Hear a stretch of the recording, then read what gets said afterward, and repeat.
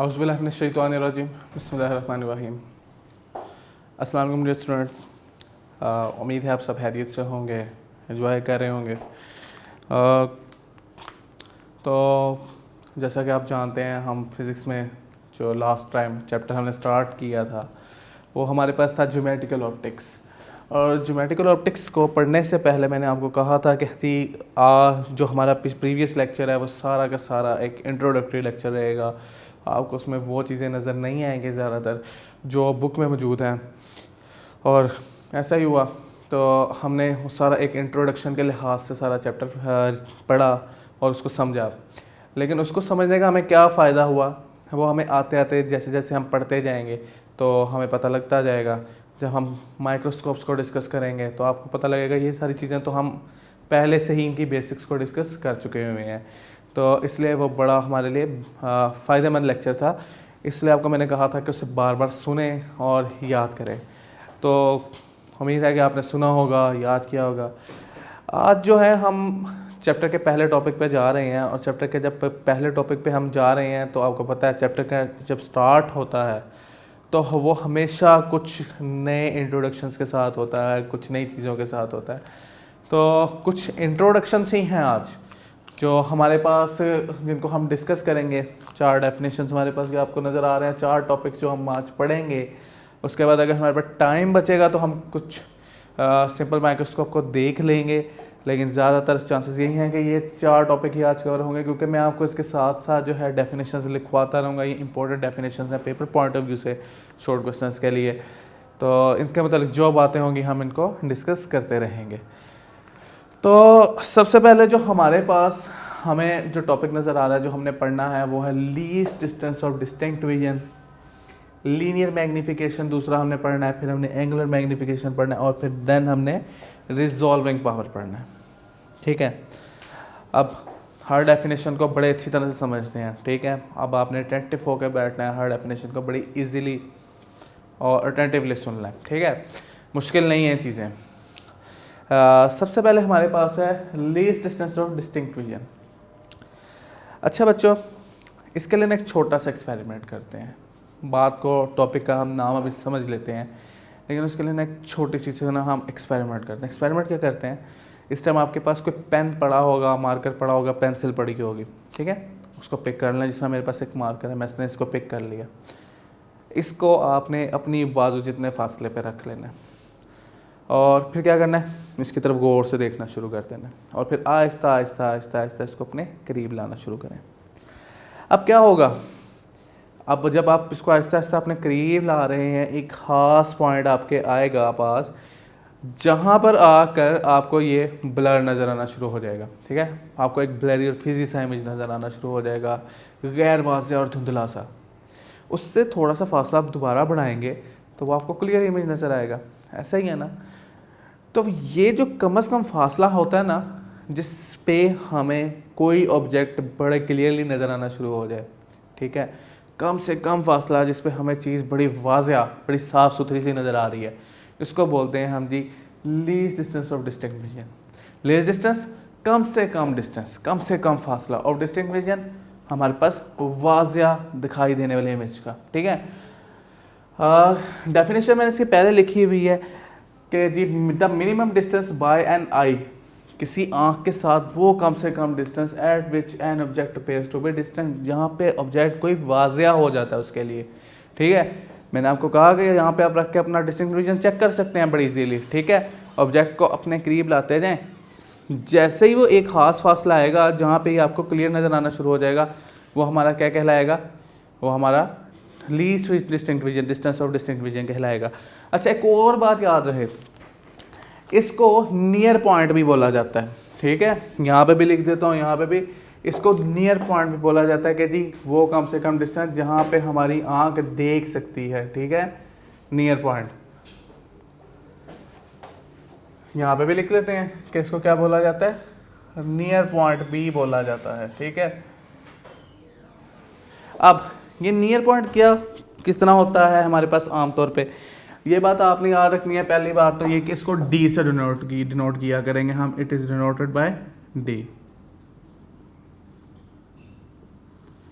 और ये कितना होता है, ये एक एवरेज ह्यूमन आई के लिए हमारे पास एक जो हमारे पास एडल्ट है उसके लिए 25 सेंटीमीटर होता है, ठीक है। डी किसके बराबर होता है 25 सेंटीमीटर, यानी 25 सेंटीमीटर तक कोई भी इंसानी आँख 25 सेंटीमीटर के बाद क्या करती है, उसको साफ इमेज नज़र आना शुरू हो जाता है। अगर उसके करीब उसको लेकर आएंगे तो उसे क्या नज़र आएगा, धुंधला नज़र आएगा।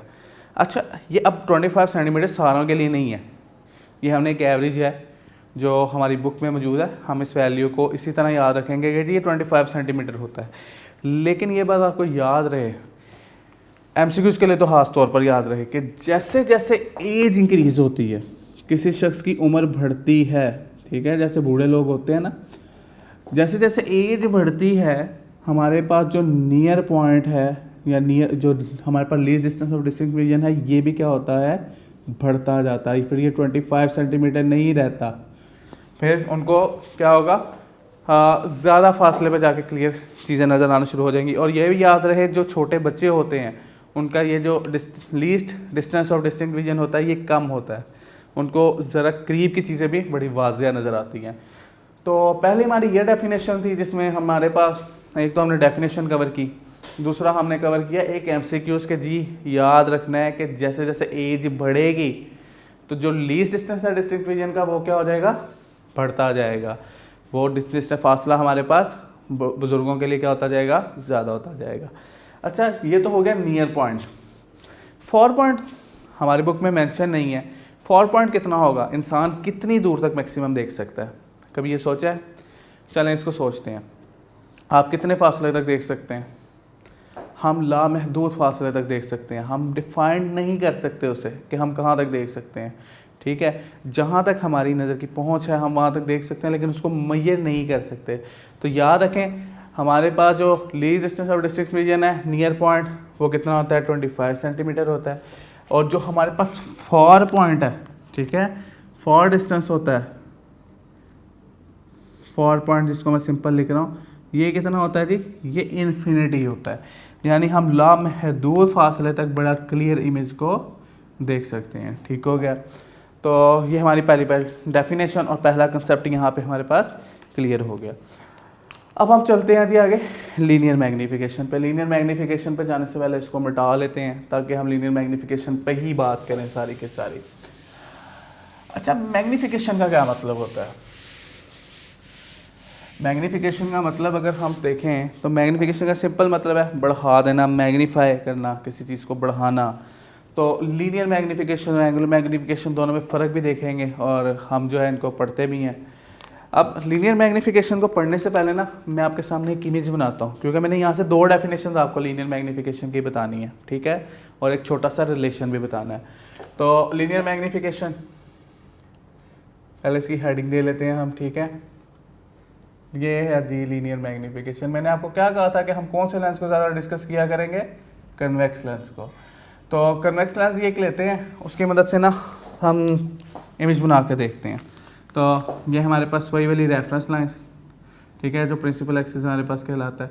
यहाँ पे हमने क्या करते हैं, एक कन्वेक्स लेंस बना लेते हैं, ये लें जी। और हमारे पास ये इसका एफ हो गया और ये हमारे पास इसका 2f हो गया, ठीक है। और हम क्या करते हैं, f और 2f के दरमियान में एक ऑब्जेक्ट को रखते हैं यहाँ पे। और जो साइज ऑफ द ऑब्जेक्ट है ना, इसको हम कह देते हैं कि ये O है, ठीक है। साइज ऑफ द ऑब्जेक्ट को क्या नाम दे देते हैं, O का। कलर चेंज कर लेते हैं ताकि आपको भी वाज़ेह रहे कि जी साइज ऑफ द ऑब्जेक्ट का नाम O रखा है हमने। ये लें, ये O है। अब क्या होता है, इमेज बनने के लिए मैंने आपको कहा था रे डायग्राम कैसे बनानी है कि जो ऑब्जेक्ट का हेड है, हेड से लेंथ तक एक लाइन खींचनी है आपने इस तरह, और उसको गुजार देना है कहाँ से, फोकल लेंथ में से, हमारे पास फोकस में से। ये लें जी, हो गई, सीधी है। चले अब दूसरी देखते हैं। दूसरी मैंने कहा हेड से आपने ऑप्टिकल सेंटर से गुजारनी है, यहाँ से यहाँ पे, ठीक है। सेंटर से हम जूम कर लेते हैं कि सेंटर से कही है। अब यहाँ पे क्या होगा, यहाँ पे हमारे पास ये सेंटर से गुजरी हुई लाइन, जहाँ पे लाइन की रेज मिलेंगी, लाइट रेज मिलेंगी, वहाँ पे हम कहेंगे कि इमेज बना है, ये जी हमारे पास इमेज बन गया, और इमेज को जो है जी हम शो कर देते हैं किससे, आई से। अच्छा, आपने एक बात गौर की कि अगर हम सिंपल आंख से देखते तो ये ऑब्जेक्ट हमें बड़ा सीधा सीधा सा नज़र आता, ऐसा ही है ना। लेकिन यहाँ पे क्या हुआ, यहाँ पे तो ये हमें छोटा सा ऑब्जेक्ट था, इमेज इतना ज़्यादा बड़ा नज़र आया। यानी हम क्या कह सकते हैं कि जैसे ही हमने कन्वेक्स लेंस यूज़ किया, इमेज क्या हो गया, मैग्नीफाई हो गया, इमेज बढ़ गया, ठीक हो गया। तो जब कोई हमारे पास ऑप्टिकल इंस्ट्रूमेंट इमेज को बढ़ा दे तो हम कहते हैं कि क्या हुई है, हमारे पास मैग्नीफिकेशन हुई है। क्या हुई है हमारे पास, मैग्नीफिकेशन। अब ये लीनियर मैग्नीफिकेशन है, इसको डिफाइन मैं कैसे कर सकता हूँ, मैं कह सकता हूँ the ratio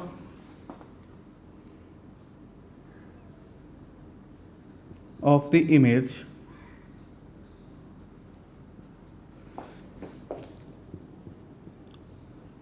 two the object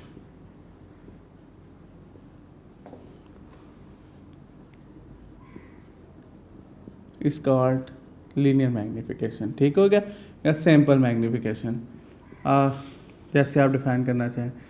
तो ये हमारे पास इसकी डेफिनेशन होगी, the ratio of the image to the object is called linear magnification. ये सिंपल डेफिनेशन है, यूनिक नोट्स में भी आपके पास मौजूद हैं, आपके पास बुक में भी डेफिनेशन मौजूद है, आप उससे भी पढ़ सकते हैं। अब हमने क्या कहा, इसका मतलब क्या है कि जी ऑब्जेक्ट के लिहाज से इमेज में कितना ज़्यादा इजाफा हुआ है, इमेज के साइज़ में कितना ज़्यादा इजाफा हुआ है। तो ज़्यादा बेहतर होगा the ratio of the size of image, size of image को हम यहाँ पर डिस्कस कर लें, ज़्यादा बेहतर होगा, to the size of object. ठीक है, तो ज़्यादा वो एक हमारे पास बेहतर डेफिनेशन की फॉर्म में चले जाएगी, size of object is called linear magnification. चलें मैग्नीफिकेशन को शो करते हैं बच्चों जी एम से। अब हमारे पास किसकी रेशियो है, ये इमेज की ऑब्जेक्ट से। इमेज को किससे शो किया था हमने, आई से, और ऑब्जेक्ट को हमने किससे शो किया था, ओ से। ये लें जी, ये हमारे पास मैग्नीफिकेशन होगी, फार्मूला भी आ गया हमारे पास एक। ठीक, कोई मसला तो नहीं, बड़ा इजी सा फार्मूला है जिसको हमने पढ़ा है कि जी the ratio of the size of the image to the size of the object is called magnification और लीनियर मैग्नीफिकेशन। अच्छा, मैग्नीफिकेशन का कोई यूनिट नहीं होता, ये भी बात याद रहे। चले मैं इसको एंड पे लिख भी दूंगा, क्यों यूनिट नहीं होता, क्योंकि ये सेम वैल्यूज के दरमियान में क्या होती है, रेशियो होती है। अच्छा, यहाँ से ना एक और तरह से भी मैं डिफाइन कर सकता हूँ इसको, कैसे, वो ये देखें, मैंने क्या कहा था आपको कि सेंटर से, ऑप्टिकल सेंटर से हमारे पास ऑब्जेक्ट तक का फासला क्या कहलाता है, ये कहलाता है पी, ऐसा ही है ना। तो आपके पास ऑब्जेक्ट का फासला सेंटर से कहलाया करता था पी, और हमारे पास सेंटर से लेके इमेज तक का फासला क्या कहलाता था, क्यू। हम इसको डिस्टेंस के लिहाज से भी डिफाइन कर सकते हैं। ठीक है, कैसे, हम कह सकते हैं कि जी the ratio of the distance of image from lens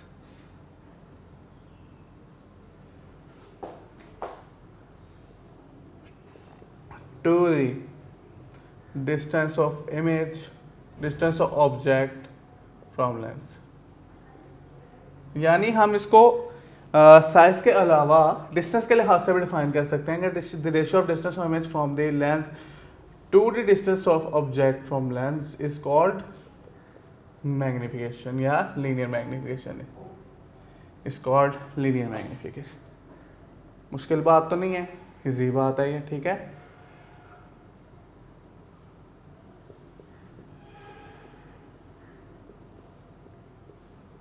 ये लें जी। तो अगर हमने इस तरह डिफाइन किया है तो इसके हिसाब से हम फार्मूला भी एक बना सकते हैं। तो फार्मूला बनाएंगे, हमारे पास फार्मूला कैसे बनेगा इसको देख लेते हैं। एम हमारे पास किसके बराबर है, मैग्नीफिकेशन। डिस्टेंस ऑफ इमेज क्या है हमारे पास, क्यू, ऐसा ही है ना। यहाँ से यहाँ तक डिस्टेंस कितना था, स्मॉल क्यू सबने शो किया था, और डिस्टेंस ऑफ द ऑब्जेक्ट किसके बराबर था, पी के बराबर। तो एक और हमारे पास फॉर्मूला आ गया m is equal to Q over P, जबकि ये क्या है आपके पास, आपकी बुक में इस तरह से भी लिखा होगा कि ये चीज़ आई क्या है जी हमारे पास साइज ऑफ इमेज, ठीक है, अगर आप इसको सिंपल वर्ड्स में पढ़ना चाहते हैं फॉर्मूले को, और ये क्या था हमारे पास साइज ऑफ ऑब्जेक्ट, और इसी तरह वो चीज़ हमारे पास क्या कह सकते हैं, distance of image to the distance of object, ठीक है, क्यों क्या है डिस्टेंस ऑफ इमेज, और इसको कह सकते हैं distance of object from lens, ठीक है, ज़्यादा बेहतर होगा फ्रॉम लेंस साथ लिखें ताकि हमें पता हो कि कहाँ से डिस्टेंस ले रहे हैं हम। अच्छा, यहाँ पे ये बात आपको याद रहे, चूँकि ये दोनों हमारे पास मैग्नीफिकेशन है, हम इन दोनों को कंबाइन भी कर सकते हैं, हम लिख सकते हैं एक नया रिलेशन कि हमारे पास m इज इक्वल टू किसके बराबर है, इमेज ओवर ऑब्जेक्ट, और वो किसके बराबर है, q ओवर p के, ठीक है। और ये फॉर्मूला आपने अच्छी तरह से याद रखना है क्योंकि मैग्नीफिकेशन ही है ना, अगर हम इन दोनों को कंबाइन करें तो इमेज ओवर ऑब्जेक्ट किसके बराबर है, q ओवर p के बराबर आ जाएगा, ठीक है। तो ये आपने बात याद रखनी है, क्यों याद रखनी है, क्योंकि हमने ये बात यूज़ करनी है सिंपल माइक्रोस्कोप के अंदर जाके, ठीक हो गया। तो यहीं से बात हमारी वहाँ पे जो होगी मेन रुख इख्तियार करेगी, तो इसको अच्छी तरह से आपने समझ लेना है। अच्छा, तो मैंने जो कहा था कि मैं एंड पे लिख दूंगा कि जी इट हैज़ नो यूनिट्स, बस हम ये कह रहे थे कि जितने टाइम मैग्नीफाई हो गया इमेज, 2 टाइम मैग्नीफाई हो गया, 3 टाइम मैग्नीफाई हो गया, यानी 2 टाइम्स बढ़ गया, 2 गुना बढ़ गया, 3 गुना बढ़ गया, तो इट हैज़ नो यूनिट्स, क्योंकि ये क्या है बेसिकली रेशो है 2 क्वांटिटीज के दरमियान में। तो ये था हमारे पास थोड़ा सा इंट्रोडक्शन किसका, लीनियर मैग्नीफिकेशन का। उम्मीद है बड़े आराम से समझ आ गया होगा। 2 डेफिनेशन हमने की हैं और 2 डेफिनेशंस को हमने क्या किया, आपस में रिलेट भी करके देखा है। अब हमारे पास जो आगे बचता है वो है जी एंगुलर मैग्नीफिकेशन और रिजॉल्विंग पावर, इसको भी ख़त्म करते हैं हम इसी लेक्चर में। तो एंगुलर मैग्नीफिकेशन को हम देखते हैं, चलें। तो एंगुलर मैग्नीफिकेशन को समझने से पहले हम इसको मिटाते हैं, चलें।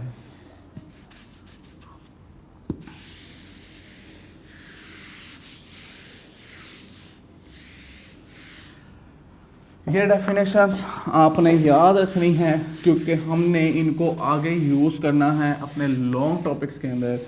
और आपने इसके अलावा ये शॉर्ट क्वेश्चन में बोर्ड में आ सकते हैं। आपका स्मार्ट सिलेबस है, एक्सेलरेटेड लर्निंग प्रोग्राम ALP है, उसके मुताबिक पहले छोटा सा कुछ आपके पास सिलेबस है, कुछ भी शॉर्ट क्वेश्चन आ सकता है। और ये छोटे छोटे से शॉर्ट क्वेश्चन हैं, तो इनको आपने बिल्कुल भी लाइटली नहीं लेना, ठीक हो गया ना।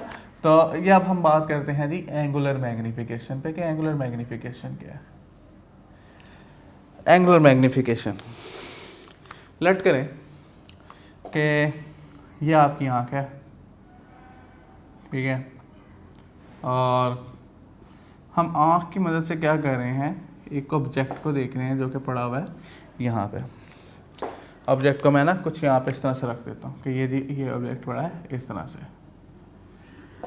और ऑब्जेक्ट को जब हम देख रहे हैं तो वो किस तरह से है जी, यहाँ से कुछ एंगल बन रहा होगा हमारी आँख के साथ, विजुअल एंगल जिसको हम बोलते हैं, और ये एंगल बन रहा है अल्फ़ा, ठीक हो गया। अब हुआ क्या, अब हुआ यूँ कि हमने ये जो हमारी अनएडेड आई थी, ठीक है, अनएडेड का मतलब अब इसके दरमियान में आँख के और ऑब्जेक्ट के दरमियान में कोई चीज़ नहीं थी, कोई ग्लासेस नहीं थे, कोई लेंस नहीं थे हमारे पास। अब हम क्या करते हैं, इसके दरमियान में एक लेंस यूज़ कर लेते हैं, ठीक है। कौन सा लेंस, कन्वेक्स लेंस यूज़ कर लेते हैं हम, क्योंकि हम उसी को पढ़ रहे हैं और हमें समझ भी आ रहा है वो ऐसा ही है ना। तो यहाँ से ये हमारी रेफरेंस लाइन। अब हुआ यूँ कि जब मैंने यहाँ पे रखा ना अपना कन्वेक्स लेंस इस तरह से, मुझे इमेज बड़ा होकर नज़र आना शुरू हो गया। कितना बड़ा नज़र आना शुरू हो गया, उसको हम अज्यूम कर लेते हैं कि जी इतना बड़ा हो गया, फॉर एग्जांपल, ठीक है। अब यहाँ से यहाँ तक जो एंगल बना हमारा वो कितना था, अब वो एंगल बन गया जी किसके बराबर, बीटा के बराबर, ठीक हो गया। ये कब, जब हमने क्या किया है, साथ यूज़ कन्वेक्स लेंस। ज़रा मैं कन्वेक्स लेंस को प्रोमिनेंट कर दूँ ताकि आपको पता हो कि लेंस यूज़ किया है, तो ये इमेज क्या हुआ है हमारा, बढ़ गया है। ठीक हो गया। अब हमारे पास ये क्या था, ऑब्जेक्ट, ये क्या है हमारे पास, इमेज। अच्छा, ये बात भी याद रखनी है कि ऑब्जेक्ट कितने डिस्टेंस पर था, डी डिस्टेंस पे, इमेज भी कहाँ पे बना, डी डिस्टेंस पे बनेगा हमारे पास। हम अब डिफाइन कर सकते हैं कि हम एंगल की रेशियो के लिहाज से भी तो फिर डिफाइन कर सकते हैं मैग्नीफिकेशन को। हम कह सकते हैं कि आपके पास सिंपल, अगर मैं डेफिनेशन लिखूं इसकी, तो the ratio of angle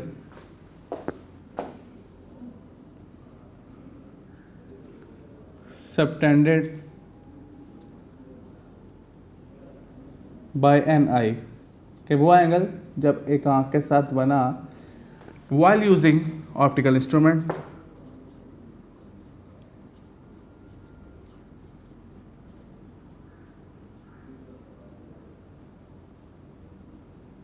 optical instrument हमने कौन सा यूज़ किया, हमारे पास कन्वेक्स लेंस, टू दी, किसके साथ ratio the, to the angle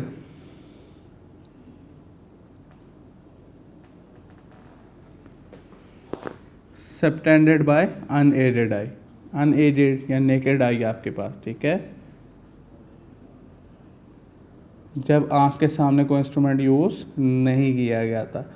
तो इसको भी क्या नाम दे सकते हैं हम जी, मैग्नीफिकेशन का। ठीक है, तो आपके पास सिंपल ये कैसे बनेगा, ये हमारे पास इसका डेफिनेशन हमने लिखा है, the ratio of angle subtended by an eye while using optical instrument to the angle subtended by eye unaided eye, या सिंपल। ठीक है, तो मैग्नीफिकेशन का फॉर्मूला यहाँ पे क्या बनेगा, हमारे पास मैग्नीफिकेशन का फॉर्मूला बनेगा, जब आँख के आगे इंस्ट्रूमेंट रखा हुआ था तो एंगल बन रहा था हमारे पास बीटा, क्या एंगल बन रहा था, बीटा, और जब हमने अनएडेड आई से देख रहे थे तो एंगल बन रहा था अल्फा। तो ये हमारे पास होगी कौन सी मैग्नीफिकेशन, एंगुलर मैग्नीफिकेशन। ठीक है, कि हम इसको एंगल्स के लिहाज से देख लिया करेंगे, ना कि हमें डिस्टेंस नापना पड़ेगा लेंस से लेके ऑब्जेक्ट तक का, ना लेंस से लेके इमेज तक का डिस्टेंस नापना पड़ेगा। बस हम देखा करेंगे कि हमारा एंगल कितना बना है और इस एंगल को मेजर करके हम यहाँ पे पुट करेंगे तो सिंपल हमारे पास ये मैग्नीफिकेशन आ जाए करेगी कि जी कितनी मैग्नीफिकेशन है। तो यहाँ तक जी हो गया हमारे पास एंगुलर मैग्नीफिकेशन। याद रखें लाजमी नहीं है ये बीटा और अल्फा ही एंगल हो, अगर आपके पास यहाँ पे थीटा भी यूज़ होता है तो हम थीटा भी यूज़ कर सकते हैं, थीटा 1 थीटा 2, तो परेशान नहीं होना। तो एंगुलर मैग्नीफिकेशन में हमने सिर्फ क्या देखना है, एंगल्स देखने हैं। अच्छा जी, लास्ट टॉपिक हमारे पास जो है, जो छोटा सा एक हमारे पास टॉपिक है, रिजॉल्विंग पावर। इसके साथ ही आज का हमारा लेक्चर भी ख़त्म होगा रिजॉल्विंग पावर पे जब हम बात कर लेंगे।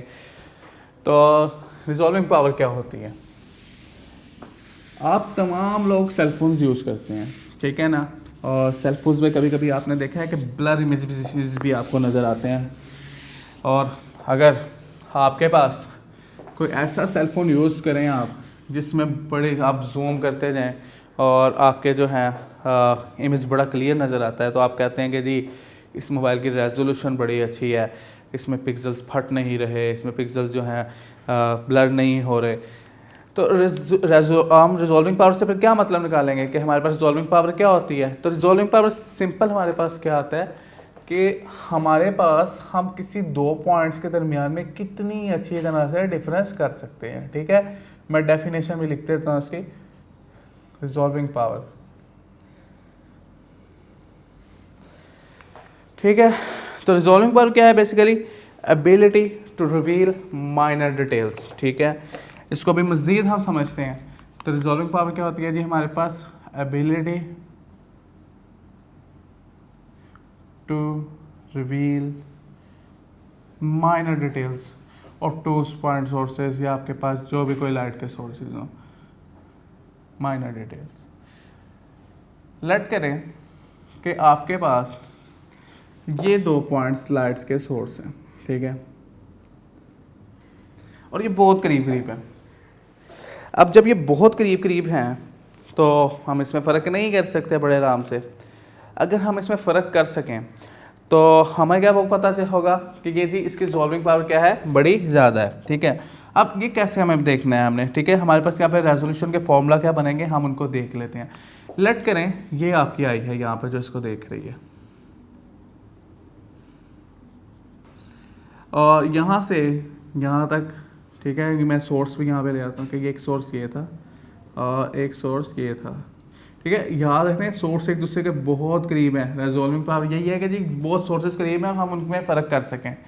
और ये जो बड़े करीब सोर्स है ना, मैंने इनको थोड़े से फासले पे बनाया है, ज़रा जूम करके ताकि आपको नज़र आए।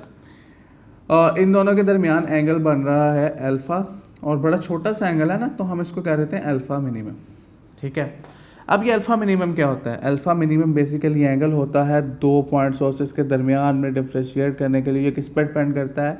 ये बराबर होता है 1.22 लैम्डा डिवाइडेड बाय डी। जबकि लैम्डा क्या है? लैम्डा वो वेवलेंथ है जो इस लाइट को हम जिसकी मदद से देख रहे हैं, और डी क्या है हमारे पास? वो लेंस जिसकी मदद से हम इन दोनों के रिजॉल्विंग पावर को चेक कर रहे हैं। ठीक है, इन दोनों की रेजोल्यूशन हम चेक कर रहे हैं। अब इसको बोलते हैं हम रायले क्राइटेरियन। अब रेजोल्यूशन जो होती है इस एंगल के रेसिप्रोकल होती है, ये बात याद रखनी है आपने। यानी जितना छोटा ये एंगल होगा हमारी, मतलब जितना छोटा दोनों पॉइंट्स के दरमियान में हम फ़र्क देख सकें, रिजॉल्विंग पावर क्या होगी? उतनी ज़्यादा होगी। अगर ये है तो रिजॉल्विंग पावर का फॉर्मूला भी हम यहाँ से बना सकते हैं। रिजॉल्विंग पावर का फॉर्मूला क्या हो जाएगा? ऑटोमेटिकली इसका रेसिप्रोकल, तो ये बन जाएगा डी डिवाइडेड बाय 1.22 लैम्डा के बराबर। ये लें जी, ये रिजॉल्विंग पावर का फॉर्मूला है कि आपने किसी दो पॉइंट्स के दरमियान में माइनर डिटेल्स देखनी है, तो ज़्यादा पावर का आप, ज़्यादा डायोमीटर, ज़्यादा पावर का डायमीटर का आप क्या करें? लेंस यूज़ कर लें, या वेवलेंथ बड़ी छोटी सी यूज़ कर लें। ठीक है, तो आप दो पॉइंट्स के दरमियान में बहुत अच्छी तरह से डिफ्रेंशिएट कर सकते हैं। ठीक हो गया। इसके अलावा आपकी बुक में दो छोटे छोटे से पॉइंट्स लिखे हुए हैं, उन पॉइंट्स को देख के तो ये हम खत्म करते हैं। दूसरा, ग्रेटिंग स्पेक्ट्रोमीटर के लिए लिखा हुआ है फॉर्मूला कि ग्रेटिंग स्पेक्ट्रोमीटर हो जी, तो उसके लिए ये तो हमारे पास सिंपल लेंस के लिए था ना, तो अगर आपके पास ग्रेटिंग स्पेक्ट्रोमीटर आप यूज़ कर रहे हैं तो उसके लिए क्या जी फॉर्मूला होगा हमारे पास रेजोल्यूशन का, वो भी देख लेते हैं।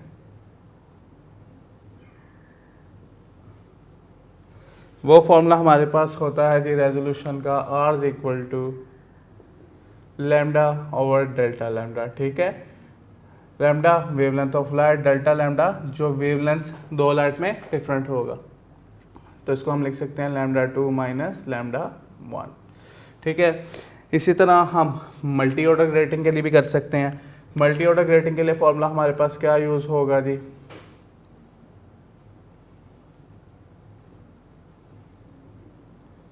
मल्टी ऑर्डर ग्रेटिंग के लिए हमारे पास जो रेजोल्यूशन का फॉर्मूला है वो सिंपल होता है जी, R इज इक्वल टू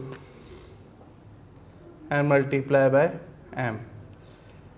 ठीक है, जबकि n यहाँ पे क्या है? n हमारे पास है नंबर ऑफ लाइंस, जो हमने पढ़ा था ना डिफ्रैक्शन ग्रेटिंग वाला इंस्ट्रूमेंट, तो नंबर ऑफ लाइंस और ग्रेटिंग है हमारे पास ये n।